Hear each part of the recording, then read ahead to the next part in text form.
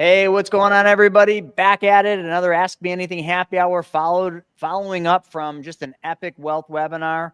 Hopefully all of you were on the wealth webinar. If you weren't, make sure you check that recording out on YouTube. But on this Ask Me Anything happy hour, we're going to answer your questions. We've already got questions coming in, so get yours ready because we're about to go around the Brady Bunch here, and then we're going to dive into the most important thing, and that is, what problem are we solving for you today? It's happy hour time. We'll see you in a sec.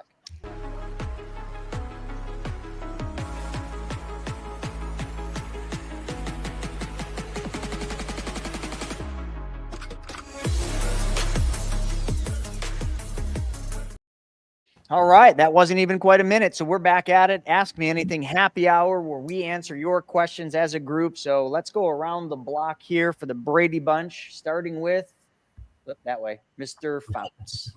Hey, everybody, Brian Fouts here, up in the Great Pacific Northwest, which, Jason, I know you love it up here. It's all nice and cold and rainy. Actually, I'm in Alaska this week. I'm picking up my kids from my parents' cabin up in Alaska, so we're actually headed back tomorrow. But had a nice break from the sun down in northern Idaho, but be back in Idaho. But yeah, I've been having some great calls this week and solving problems. Keep that going. So over to Shauna. Hi guys, it's Shauna up here in Western New York. It's officially summer vacation for Harper. She had her last day of 7th grade today, and now I'm tasking her with putting her bags of stuff away, like all the stuff from her locker, and she's nice and happy about me giving her that duty to do. So I'll pass it down to Steven. Hey, what's up, guys? Hats off to everybody for being here. Appreciate you guys showing up each and every single week. It's been a fun day today. What the F this morning? Just so much going on in the country and the world.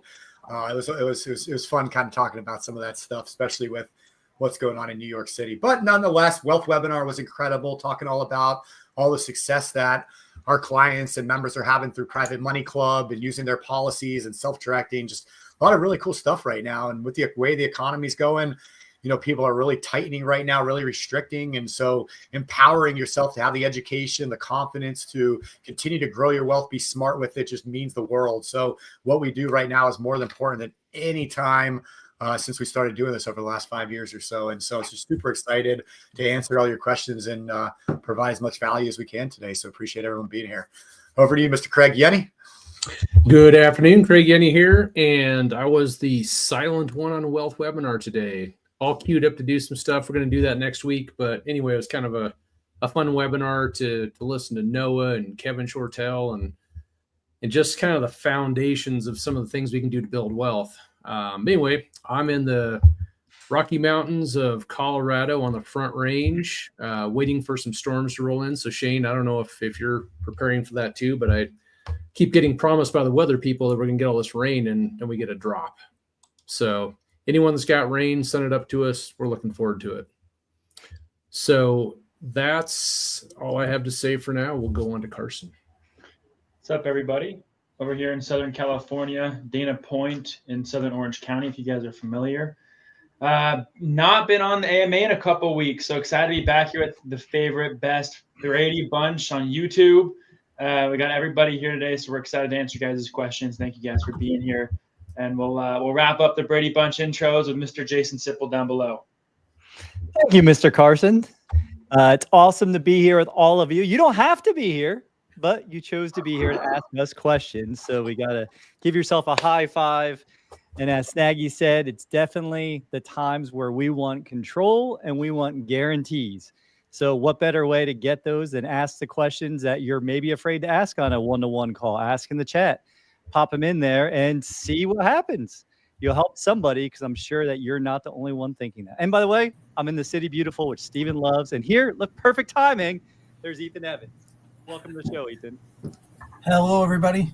Ethan Evans here from the mid-Michigan area. I've been out for the last couple weeks as well. I was doing some training with the National Guard, doing some getting ready to look at some strategic level stuff. So glad to be talking back about strategy for you guys and how to put your policies to work and keep your money moving. So that's all from me right now. Glad to be here. Ethan, you looking at some strategic bunker busting these days?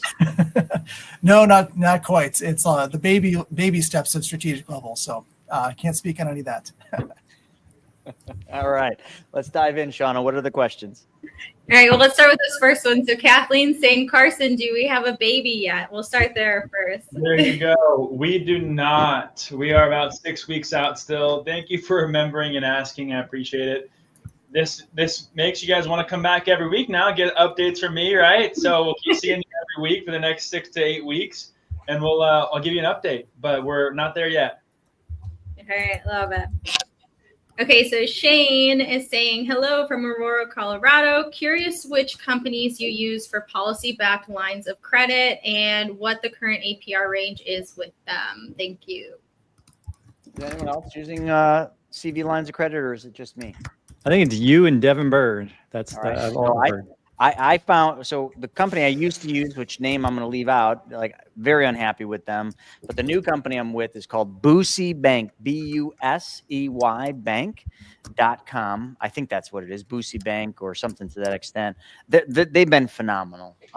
Literally, the rate's a bit higher than what you're getting with the insurance companies. They're at 6.7.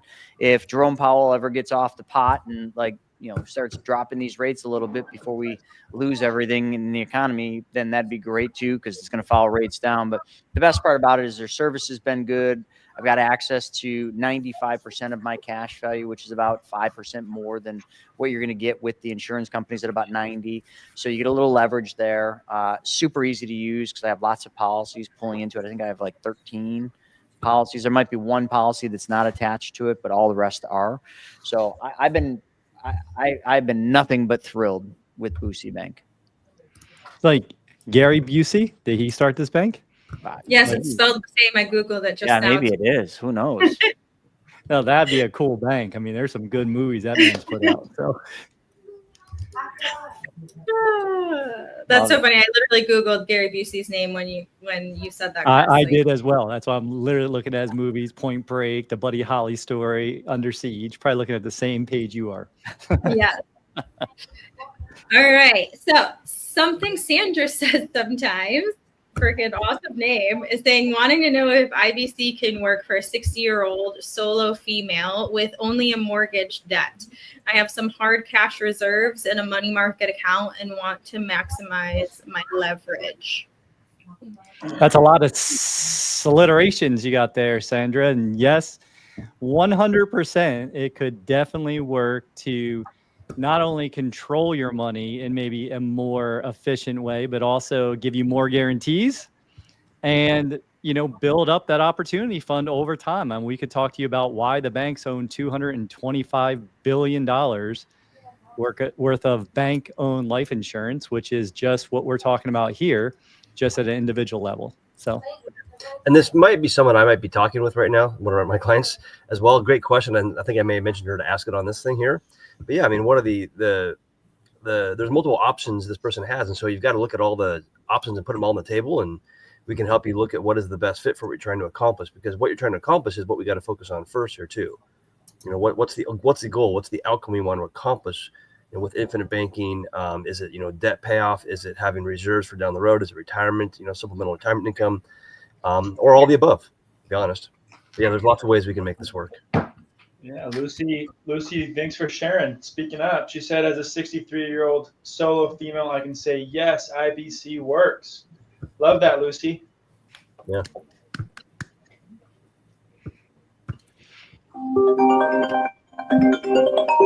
Someone's calling in with questions. And we have a caller on the line. How are you today? Dave Ramsey, good to hear from you today. Good to hear. Thanks for calling in. What would you like to know? Yes, IBC does work. Yeah, absolutely. We even put that term you love on these whole life policies. Hey, Dave Ramsey, thanks for calling in. We'll see you later. Yeah, Dave, we could probably help you get started with your fifth policy, just get underway.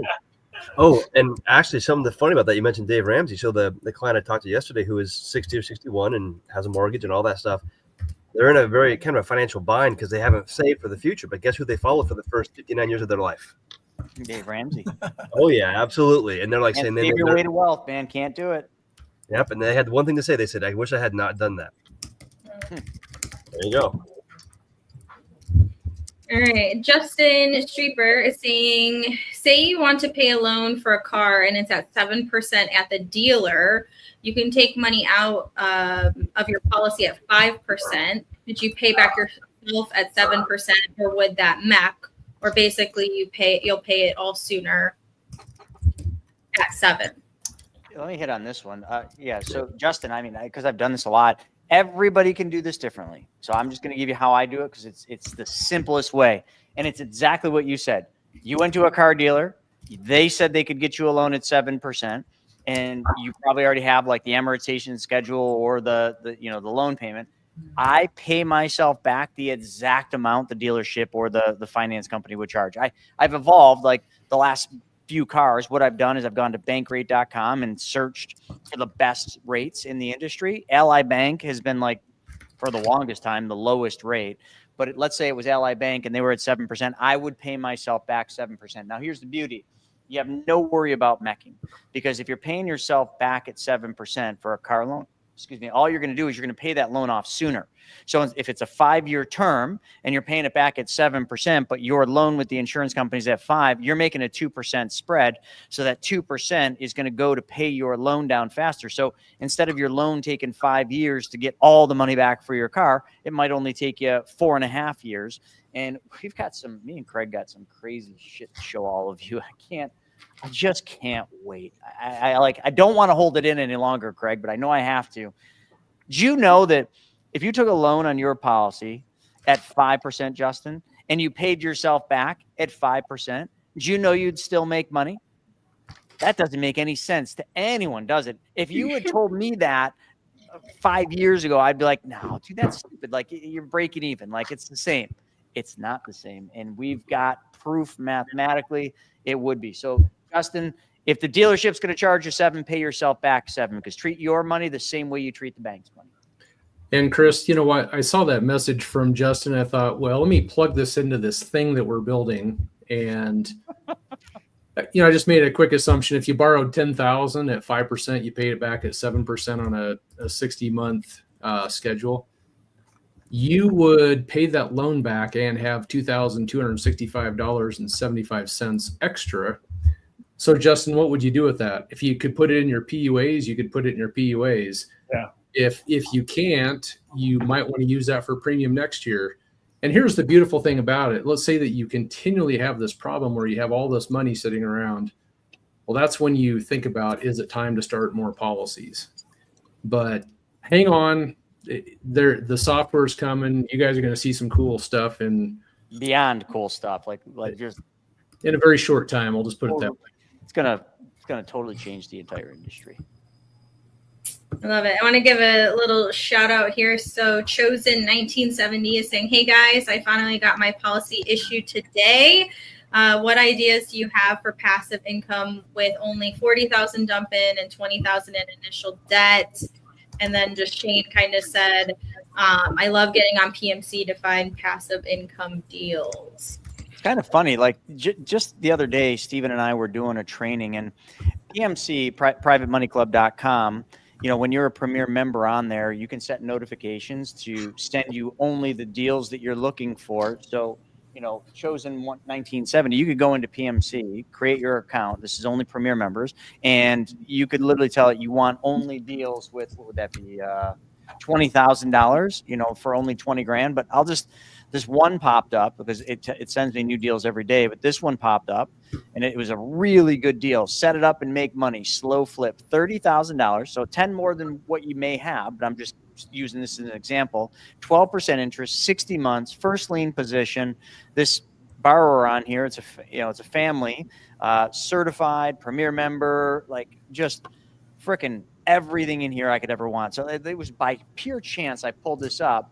But just so you know, you're looking for a place to move your money or make some extra, Private Money Club's the spot, man. Like, it's just getting better and better, and the quality of the borrowers are just awesome. You got to do your due diligence, but that is a good deal.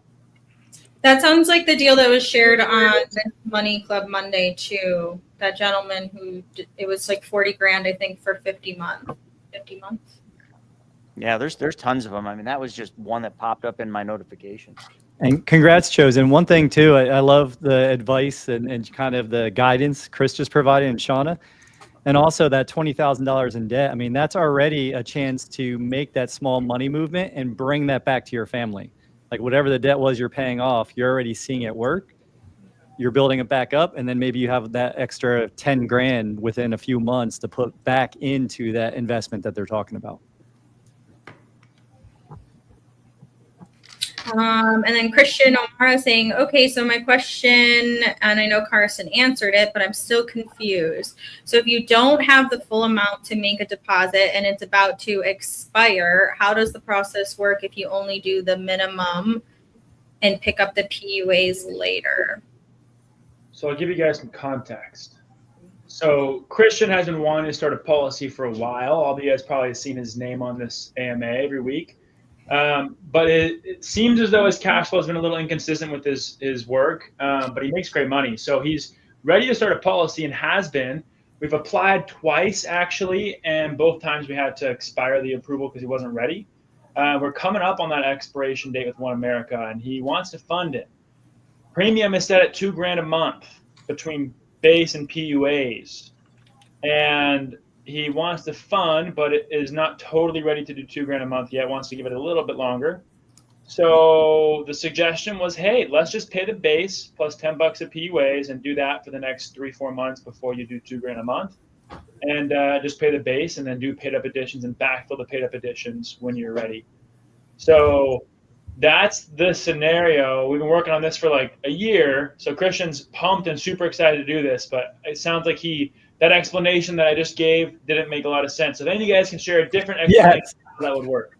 Carson, it makes perfect sense. I got everything you're putting down. And Christian, come on, brother. We know you. We've had you at the finish line 3 times now. And you're on all of these things. You're a man of action. Listen to what Carson just said. Is it with One America? Yep. Take it down to the base. Add the $120 for the PUA for the year. And then when you start getting in the habit of putting the money into the base, you can go up to 3 times that and get your PUAs in to build that cash value. So at least you started, you cross the finish line, you make the next step, because without the action, without testing, you're not going to accomplish the thing you're trying to accomplish, brother. Yeah, Christian, like, let me come at this from a different angle. So cash flow is always a thing for me. You know, the way money comes in is the way that I save and the way that I do all my policies. And, you know, a lot of times, like, we're always doing the videos and we're always talking about, like, you know, doing everything annual. But listen, in your scenario, if your income is maybe not, you know, where you need it to be, but you still want to keep it at 2,000, maybe there's some inconsistencies. I love what Jason and Carson said. Take it to base. Okay. What is the base on that? Do you remember, Carson? Let's use actual numbers here. 500 a month, $2,000 a month. 500. So you got 500 a month, so this is monthly. So do it for the 500 a month. Put an extra $10 in, so you're $510, and that's it. And you just funded it 510. Now each month that goes by, you know, if you have inconsistent income, when the income comes in, pay yourself first. And you got to build this habit, man. This is key, because you can't let this thing expire again.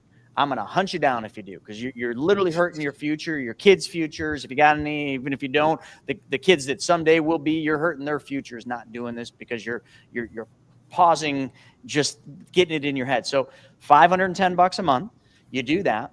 Every month when your income comes in, pay yourself first. So take the difference, that $1,500, so to say, go and create that segregated bank account. Go whatever bank is in your town, whatever credit union is in your town, open a bank account. And what I want you to do is every month when your income comes in, before you pay your bills, take the $1,500, put it into that bank account. You're only funding your policy at 510, okay? Because this is a new thing. So 510's going in there. You're not going to miss that. If you committed to 2,000, you're doing 510. But the 1,500 is going over here into this other bank account. If things get rough, bills get out of control, 1 month is low, you just go into that bank account and you pay your bills with it. But you build that habit of the combined amount being 2,000. And eventually, once you do this, you're not going to ever miss the 2,000, because it's built in. I did a whole thing on this. Earl Nightingale talks about it a lot. I talk about it in the Laws of Wealth. Pay yourself first, man. The reason you're not moving ahead is because you're not doing that. You're paying everybody else first, and you're saving the leftovers.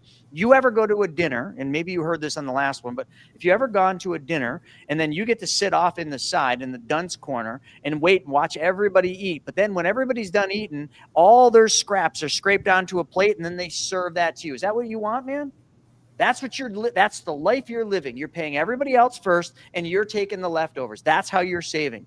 Backwards, dude. Change it. 510 into the policy, 1,500 into the segregated account. Now you got the safety and security because now you got all the money in case something bad happens, but you're building the habit and you're paying yourself first, which is the way it should have been from the beginning. And Chris, I just want to add to that. I really like that approach because it gives them that safety net of that 1,500 every month. However, when you finally take that plunge and you start putting the full 2,000 in, think of it this way: you only really need to leave 300 in. If you needed it, you can get about 12, maybe 1,100 to 1,200 out. So even when you jump off the diving board, if we want to call it that, and you start putting in the full 2,000, you can still pull out 1,100 to 1,200 of that. So you're really leaving in 300. And it sounds like you're comfortable with that with the 500 anyway. Absolutely. Well said. And he's got the spreadsheet to prove it, man. I've got a spreadsheet to prove it. He is good. And soon those spreadsheets are going to be hanging on the wall because we don't need them anymore. Nope. Yep. We're going to toss them right in the garbage can. We have a big bonfire with all these stupid spreadsheets. There's a lot of flexibility. I mean, there's nothing, just to add, like if you're doing 500, that's 6,000 a year. You can put up to an extra $18,000 of PUA, and you're going to have access to 90% of it. So if you do what Chris just instructed, not only do you have the cushion, the control, the money there if something gets tight and the 510 feels like a lot, but once you prove to yourself you can do it, Christian, you can take all that, ask the question, and when it's available to put all that in there, you're going to have the cash value that you're looking for to be able to borrow, to make the things that we've all talked to you about. So you're there, brother. He said he's there, man. He's already commented. Friday, so he's there, man. Friday's the day, and he said no leftovers for him. Way to go, man. I'm gonna look at all the reports, Christian. I'm just gonna let you know this. I'm gonna hold you accountable. I'm gonna look at all the reports on Monday. If you're not on that report as being in force, you're getting a call from me, and you're not gonna want that call. Because all we're gonna talk about is how I'm gonna send you my leftovers every single day in the mail, and you're not gonna like that because my daughter always has nasty leftovers, and I'm gonna let them get nice and ripe out in the heat, and then I'm gonna mail them to you. I like this format of the show. Let's bring more people on like Christian that are ready. Let's go. Hey, Christian, thank you for being brave and coming on here and letting us pour into you. But this is the community I want, is the people that are going to hold each other accountable for what we say we want to do. And Christian, I'm just going to warn you, you don't want Chris's leftovers because it's going to be lettuce, beans, rice, and cucumbers. That's it. Yeah, dude, with Italian dressing. We've been moving more to oil and vinegar now. Oh my gosh, you guys are funny. All right. Well, I got something, Stephen. We did this on Wealth Webinar, and I know some of you folks on here. We got 55 eyeballs aren't on here, so I want to just take just a moment and talk about something I'm super excited and passionate about, and it's not the software that Craig and I are working on. This is a personal passion project. When I wrote the book with Hannah, The Companion, which is our first children's book, the goal was to teach children, about problem solving, about doing what's right, about not stealing from their bank. The companion book is all about IBC, but you just don't know it because it's told in context of a little child and this little critter called the companion, which is technically the policy, and this magic kingdom that they go out into and explore, which is life. But the children's book is just one of many. So back a long time ago, you may or may not have remembered, I spent like a bunch of time with my team creating a TEDx talk, which is literally a letter I wrote to my daughter. My daughter was 2 years old, and that's what it's called. It's called Rethink Money, and it was the 6 Laws of Wealth. So I've developed this passion now that I've got a child. Carson, you'll see what this is all about when you have yours. Nothing like in your life will matter. It will all be about how do you benefit the child? How do you set them up? And in financial education is something I've been wildly passionate about because it doesn't exist. And it's funny, my daughter goes to a private school, but it's not one of those bougie private schools where only rich kids go. It's a private school that has a whole mix of people. They have all sorts of scholarships where just average folks can come in. And yes, There are some wealthy families that put their kids there, but it's a very old school. It's beautiful. It's small. And I went to the owner, not the owner, sorry, the person who runs it. His name is Keith. And, we started talking about our private foundation, which our private foundation is mine and Larissa's foundation. And we take our own funds. No one else contributes to it as of yet. We put our own funds in this foundation. And one of the big undertakings we had is going to Keith saying, hey, listen, we want to bring financial education to Park School. How do we do that? Well, the problem was they didn't have a way to fully instill financial education in with their current methods, but they had this goal, Stephen, do you want to pull that up, of creating this theater, okay? And arts, performing arts theater. And I said to him, okay, this is perfect. If we did this performing arts theater, that's really small, so I'll just read it. Like, could we use that to launch financial education for the kids, the parents, and the teachers? And he did some research. This is interesting. He did some research on this, and he found a couple studies, and these are in this thing. We'll put this in the chat. And there was several studies that were done showing that when a survey was done nationwide about parents wanting their kids to get financial education. It was like 88% of the Americans wanted this. And all these studies showed that there's a massive lack of financial education. So I said to him, if we donate a large amount to build this facility, I need it in writing that we are going to be able to launch financial education. I also need it in writing that you, as the head of this school, will take what we're creating with financial education and this arts and crafts theater. I keep saying arts and crafts. I know that's not what it's called, but in this building, okay? And I want to take this to every private school because Park School is very old and very well known. So if it works there, it will go to other private schools in the area and then eventually span out. So we pledged $1 million of our money from the foundation to this project, which gets us the buy-in. And I hate to say this in life, sometimes you just got to buy your way in, to buy in and to do this. And there's a whole article in here about how they're allowing me to create private financial education events in Noggle Hall, because that's the name of it, Noggle Hall and Performing Arts and Visual Arts Building.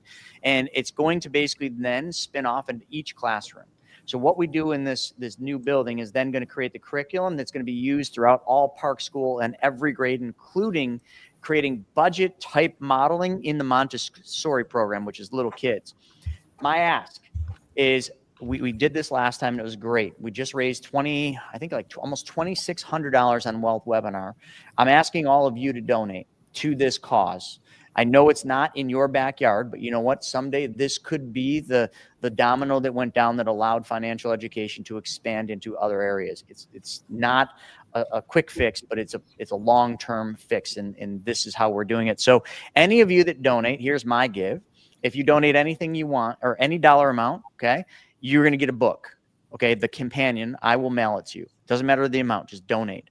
If you donate $250 to $500, I will give you the companion book. I will personally mail it to you. If you donate $500 or more, I will not only sign it, but Vivi, my daughter, she'll also sign the book, but draw you a picture. She's very much into drawing pictures. So every donation gets a book. 250 gets a signed book. 500 or more gets a signed book by me and my daughter, Vivi. So that's my give. That's my ask. Thank you so very much. We'll put the link down here in the chat. It's a GoFundMe, and it does not go to my foundation. It goes direct to Park Schools Foundation. You'll be able to, and I got the buy-in from Keith. Everybody that donates, what we're going to do is create a list, and we're going to start sending all the updates of like the developments of this. So thank you, everybody.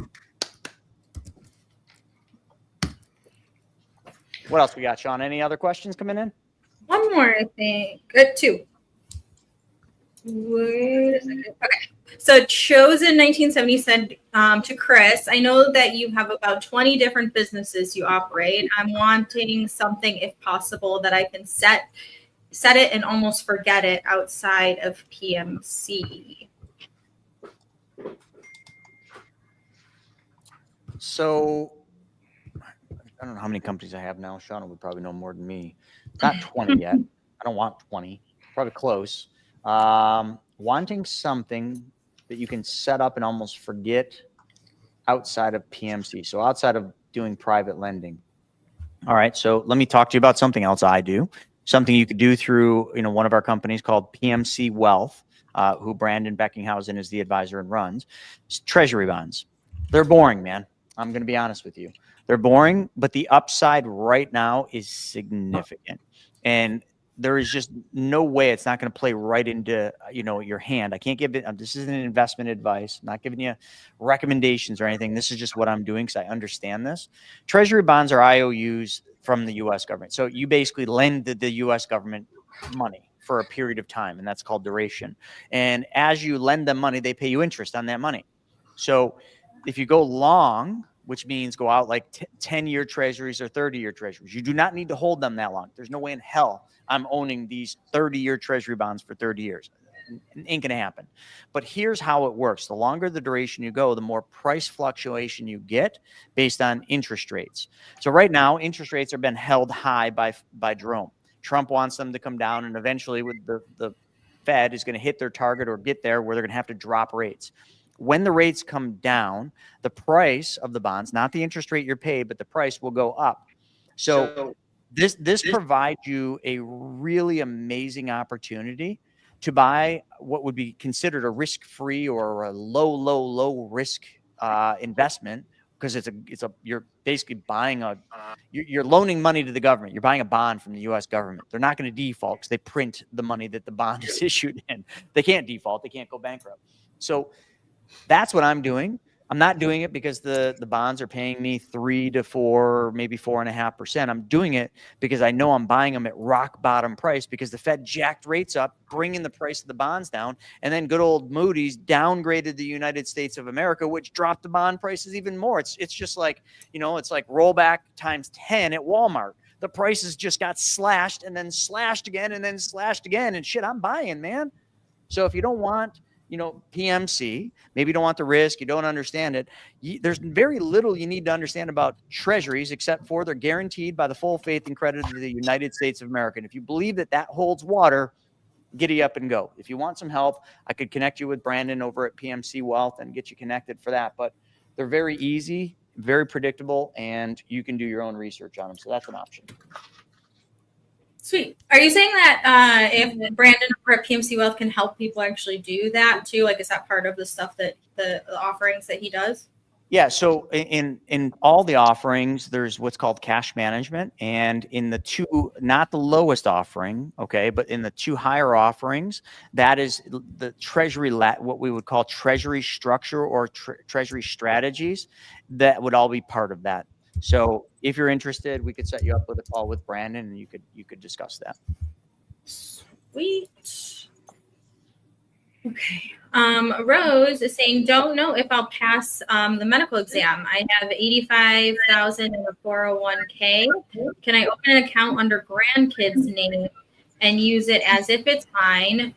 P.S. I haven't done taxes in years due to illness. I'm much better now. Have you even had one? We have a lot of clients that have, policies they're doing with grandkids. You're not really opening up under your grandkids' name per se. It's the policy is on the grandkids, and then you can be the owner of it. Now, as far as the taxes, I'm not sure how that would affect the underwriting, though.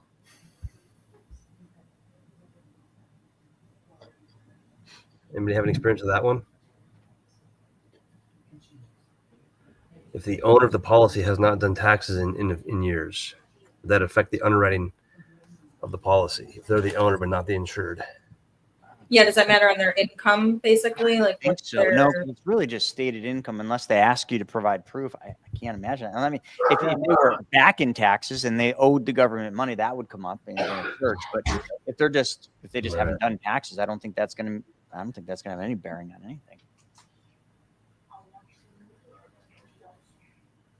Yeah, I mean, it all depends on the age of the grandkids too. That's a big factor right there, is the age of the grandkids and how you can fund the policy, because under 18 versus over 17 dictates how you can structure the policies. So keep that in mind. But that'd be a phone call for sure.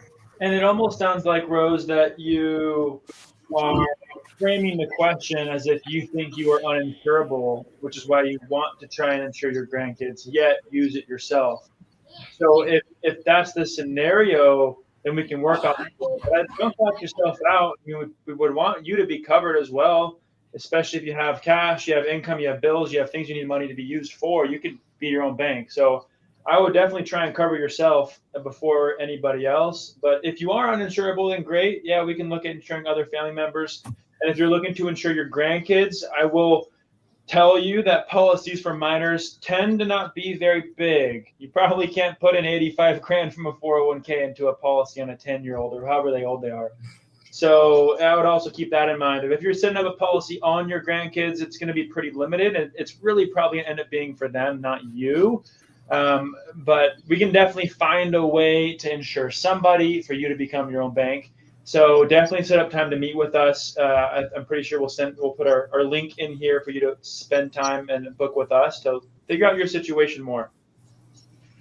Another thought, and thanks both of you. Another thought would be, I've had this before where someone's not insurable and they have the means, but maybe your kids, depending on what their scenario looks like, if you're trying to do bigger policies like Carson mentioned and Brian mentioned, kind of the limitation with a kid's policy would be finding your kid that's open to learning this, open to letting you use their body as an insurable interest, and then you can do it that way as well. Because I've had a couple people have success with that. So it looks like she may have equity to tap into as well, potentially. She says that she owns 2 houses. The first one is paid off. Her daughter's 34, and then she owes 88 on the second house. So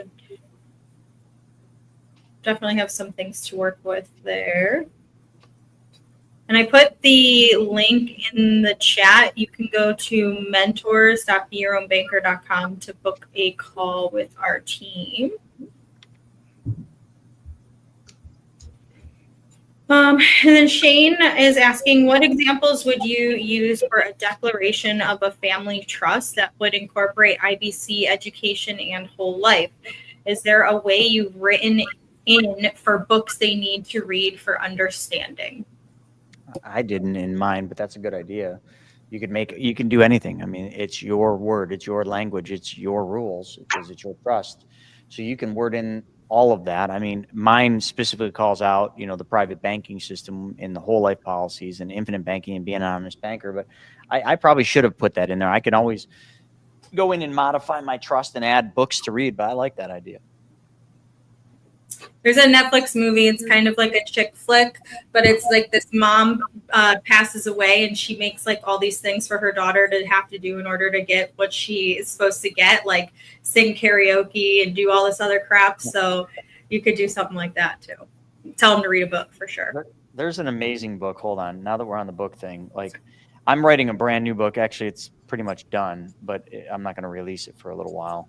But it was all based on a book that I read that just was so phenomenal. Let me try to find the name of the book. It was a while ago that I finished it. I've read it twice now because it was just so captivating. But Shane, I think that was from you. You would watch it. Yeah, of course. Oh, here we go. Shane, you probably heard about it. It's called The Ultimate Gift. I think there was actually a movie made on it. Jim Stovall is the author, and the book is called The Ultimate Gift.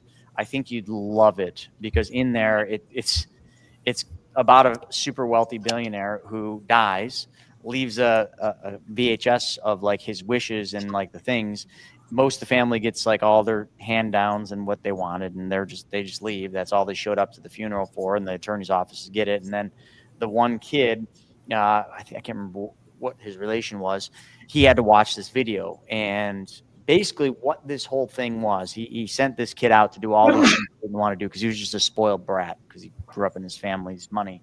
But he sent him out to do all these things, and they were all things that this guy, the billionaire, did during his life that were hard work to become a billionaire, like digging fence holes. And he sends him out to his friend to dig fence holes, and he puts him on all these journeys to do these really hard things, these things of giving and having to sacrifice and having to do hard work.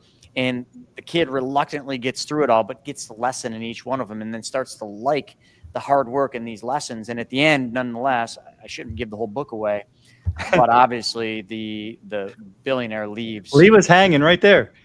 Yeah. Well, there is a movie, and it's actually one of my favorite movies as well, but there's a bunch of little spin-offs of it after the main the main thing happens, then it goes into the next phase. But it's kind of cool because, like you say, Chris, they have the ultimate gift is really what the show's about. But he learns the gift of work. He learns the gift of charity. He learns the gift of same thing. All these different things. But that must be all based on that book, because that's exactly what it is. And it's a miraculous ending, really cool. But it just makes you want to set your stuff up exactly like that.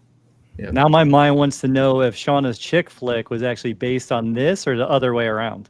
It might be. So a lot of other people in the chat have actually watched it. So it's called The Life List. And it was like she had 12 months to do all these 12 things, like heal a relationship with her father, become a teacher again because she had given up teaching for some reason. So all these things. So it's on Netflix. And I feel like it probably was based off that book. I'm sure there's tons of spinoffs. All right. Chosen 1970 is saying, and this is in regards to those bonds, is if Armageddon comes before my bond matures, is there a refund? First and foremost, I would never plan as a refund. I would never hold the bonds to maturity ever. I'm playing the short-term game, which is just the interest rate movement. So when the Fed drops interest rates, the price of the bonds skyrockets. So you all know Warren Buffett said, buy low, hence the low price now, and sell high. So high is when the Fed drops interest rates, which is probably within the next year, maybe. I can't predict that. And then don't lose money. So there's no way in hell, like I thought I said it there, but I'll say it again, that I'm holding these things to maturity. It's just not going to happen. I'm buying them low, getting paid interest while I hold them, and then selling them high and not losing money. Well, and if Armageddon comes, you need to be invested in something else other than. And if Armageddon comes, it's not going to matter what you're invested in. You're not going to give a shit because you're going to be dead. Just drive towards Fouts. Go where Fouts is. There's grenades. There's bunkers. You got everything up there. You got bears to hide behind. Whatever you need. Yep, there you go. And just so you all know, super exciting. I'll let a little cat out of the bag. So as you all know, Bigfoot's been really making a comeback on social media. Like he's right now the #1 influencer on social media. So in my ultimate wisdom, I decided I would just go out and hey, let's see if we can get Bigfoot on my podcast. So Bigfoot, we did an interview with him, and he watched some of my stuff, and he had something he wanted from me. So because he knows we're in the money space, and he's got this huge ask, so he agreed. Bigfoot agreed to come on Money School Podcast. So in a couple short weeks here, I will be interviewing Bigfoot, and I will be solving a big problem for Bigfoot. And don't tell Bigfoot this, kind of a secret, but Yeti, he hasn't signed on to come on the podcast, but I'm pretty sure Yeti's going to come on because he's kind of following Bigfoot's footsteps. He's trying to get the limelight. So I'll probably have Bigfoot on and then Yeti right after that. It'll be an epic interview. Okay, I wonder if they get along. That kind of rolls into this question. Then Kathleen saying, what are all your thoughts on AI and how will it affect traditional banking and any issues with IBC? What do you see or feel coming in the future besides an interview with Yeti? So this Pepe Le Pew project that Craig and I are on is wholeheartedly based in AI. And the more I've learned about AI, the more I'm kind of understanding how to properly use it, how to properly structure, AI bots and things. Like it's fantastic. The problem with AI is there's just some loose cannons, and AI only learns what you feed it. So it's kind of like, if you have a kid and you feed it junk food every day, well, your kid's probably going to be obese. So you gotta feed AI the proper info if you want the proper output. So what is AI going to have for the future of IBC? Well, you'll just have to wait and see, because we're paving the road for you. But even from the carrier's perspective, though, Chris, it's going to make underwriting faster. It's going to make the policy information more accessible. It is going to keep improving our lives. And it just as long as, like Chris said, you're putting the right inputs in, you built it to do the right tasks. I saw something the other day where there's different GPTs or different AIs for different kind of thought processes. Like, are you looking to create something? Are you running spreadsheets? Are you doing this?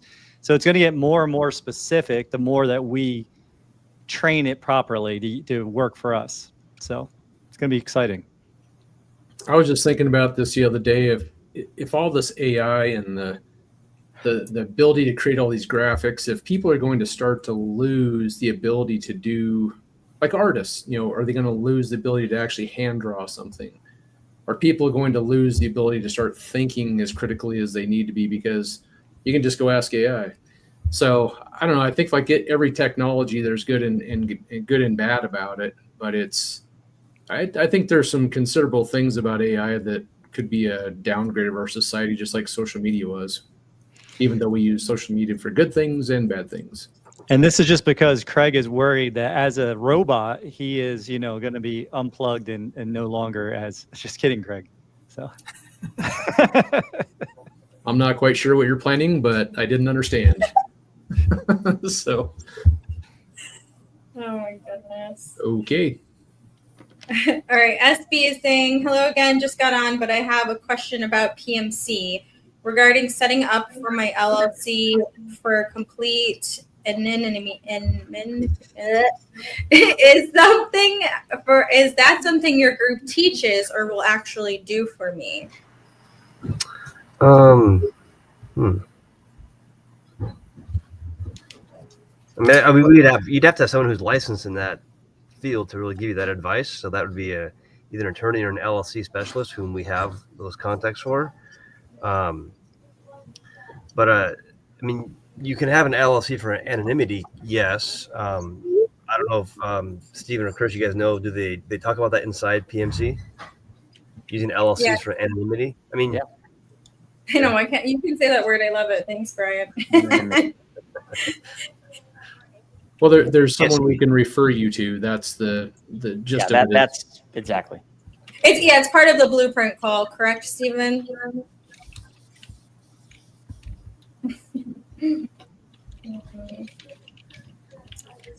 You have the link or something for it to help that out? I don't think we don't teach it, but necessarily it's part of it. Yeah, I would just say just send me an email and I'll connect you with the right person to help with that if you're looking to be anonymous. Well, thank you. Okay, J10 is saying recently saw the non-direct versus direct recognition video. Oops. Oh, sorry. That's okay.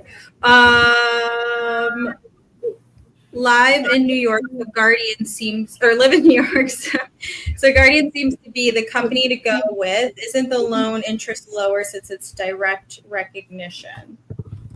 Well, there's technically 3 companies in New York you could use. I mean, you could use Mass Mutual, but they're going to tell you can't take loans in the first year, but they're a good company. I mean, I have several policies with them.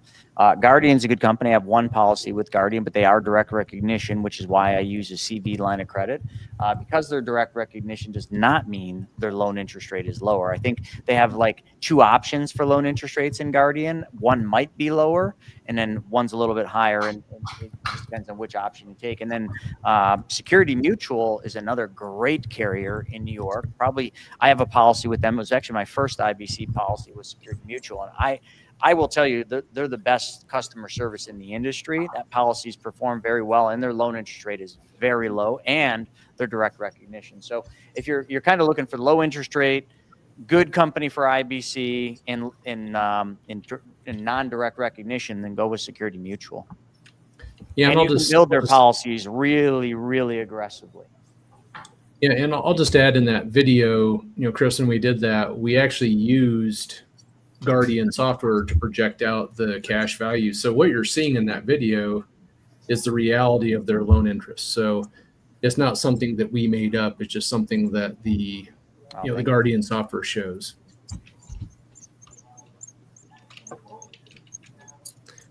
But it can, I mean, not to say Guardian can't be a good solution. It just really depends on what you're doing. And as we talked about in that video, if you're taking shorter term loans, there's less impact to those dividends. But if you're taking a loan and not paying it back for a while, that's where you're going to see some of the bigger impacts. Robert When will this be available for replay? This actual video, you can probably share it now or as soon as we end it. I think it's available for replay. And then the Wealth Wednesday webinar will be like from today is live on the YouTube channel on Saturday. Okay, then in addition to that LLC question, if I have properties, can you help me with a land trust and tie it to the LLC for anonymity and financial protection? I'm learning so much new things about myself today. Corporate capital certainly can do that. There are some advantages to the land trust. It's really more portability is, I think, the word I would use for land trust. Like we used to use land trust when we were doing a rental or a flip. We would buy the property in a land trust. And that way, when we sold the property or the rental, we literally just sold the whole land trust. So you just sold the whole thing, not disrupting the LLC. If you buy a property in an LLC and you sell it, there's just more bookkeeping. So it just made it more portable. I don't know as if a land trust is really going to give you any more financial protection. The LLC certainly will, like a Delaware, Wyoming, or Nevada LLC will give you the anonymity and financial protection you're looking for. So you may not need the land trust unless you want that portability. But yes, corporate capital can give you all that advice and give you the legal behind what you're trying to accomplish. I'm just speaking from experience.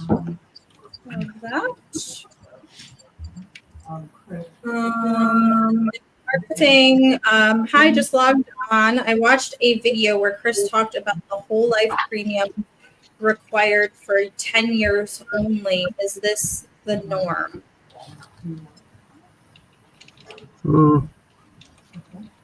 That's a good one. Who wants to take that one? Not the norm, but it's one of the ways we can use 10-pay policies. Typically, we let, since we understand the power of really what happens with these specially designed whole life policies, we want to be able to keep paying into these policies for as many years as we can typically. But depending on your situation, we've got different options we can look at to use based on what's going to meet your needs.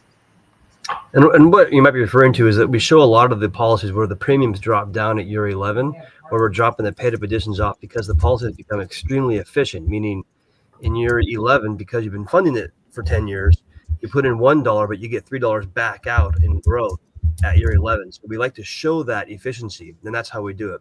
But oftentimes it's optional for you to drop the premiums down at year 11. You don't have to. So if you want to keep funding the paid up additions, which is the cash value portion of the premiums, by all means, keep funding it beyond year 10. We just show the option of it dropping down so you can see how efficient it's become. But we can walk you through those numbers on a one-on-one call, of course. Well said. Here's just on that land trust, Brandon sent me something, and it's kind of what I said, but he said, Chris, a land trust won't protect you like an LLC, which I mentioned. It's usually used to prevent a due on sale clause when moving a property to an LLC, or when doing what you said, you can sell it with the trust. So I was mostly right, but he just wanted to correct me. That's our compliance officer. I've never heard of a due on sale called.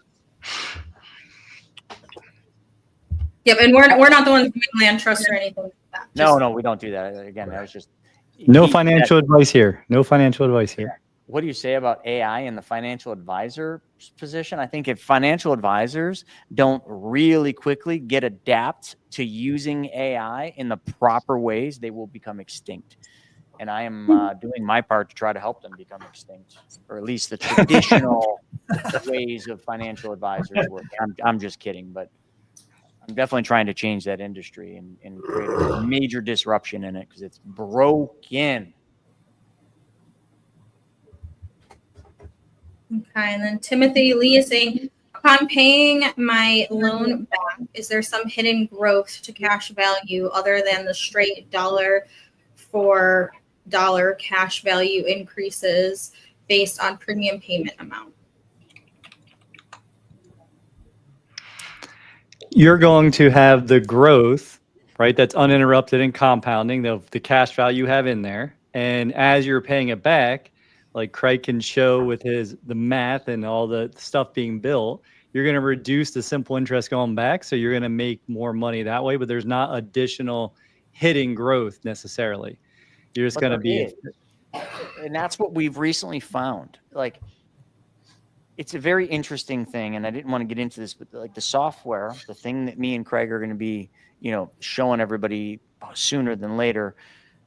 There was something that came out of this, and I would say Craig knew this, but we'd never really talked about it. But just put it this way, Timothy, if you borrowed money from your policy at 5%, and let's just say you paid yourself back 5%, right? You would think there's nothing more. Like the insurance company's charging 5%, you're repaying it at 5%.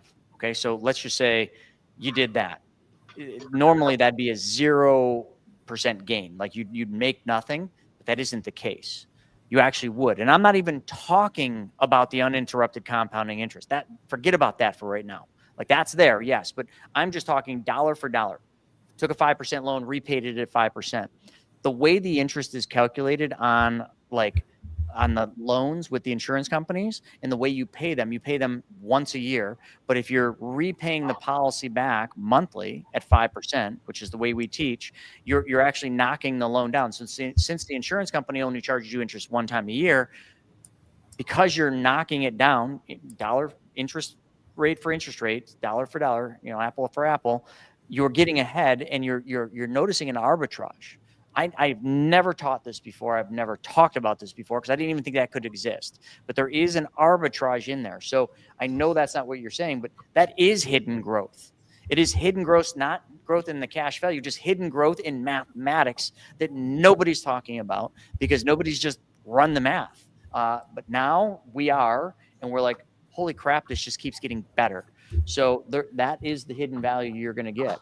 But it sounds to me like in your question, I think you really need to go back and either read Nelson's book or watch the 90-minute video because it's the process that's going to make you the money. Okay, so it's the process you need to stay focused on. And here it's to me just sounding like you're trying to find a way to say that this doesn't make sense. I don't want to pay interest on my own money. You're not. And that's where the mathematics comes in, and you have to understand the process of what you're doing.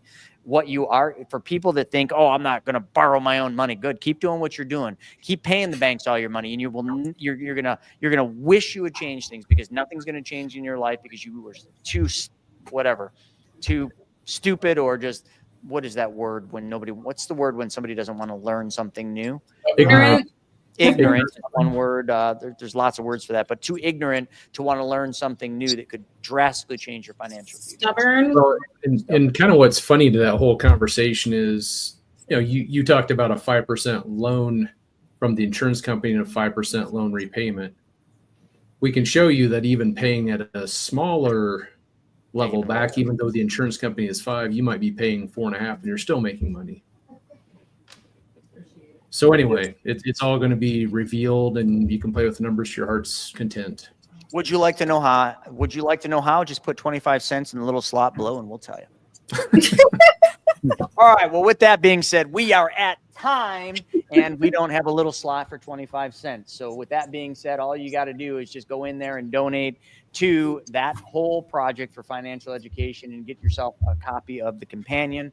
And if any of you are big ballers putting in 500 or more, Vivi will have a blast drawing on your book, and you will love it. You'll be one of a kind. So with that being said, thanks everybody. And thank all of you money mentors for joining us for this Ask Me Anything happy hour. Hopefully it was serving everyone well, and hopefully you got what you wanted from it. Until the next time, which is tomorrow, we will see you soon.